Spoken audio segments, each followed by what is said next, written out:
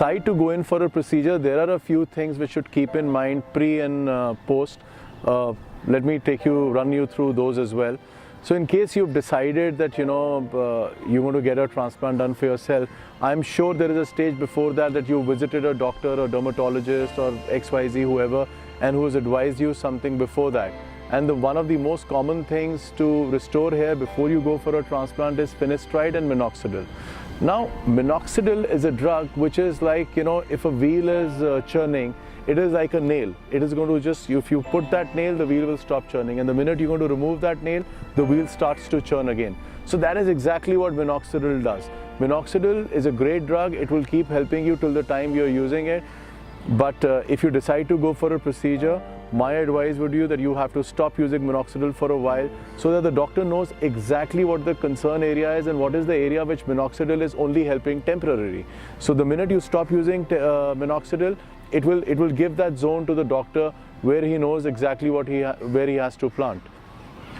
As far as the post-op constructions are concerned, again, a lot of misconception. Everybody is, they hear things about that the downtime is long and there is no mobility, and there are other handicaps as well, which is actually not true. Not at least with what I went through, which was with the FUE, with DHT technique. I was mobile the very next day.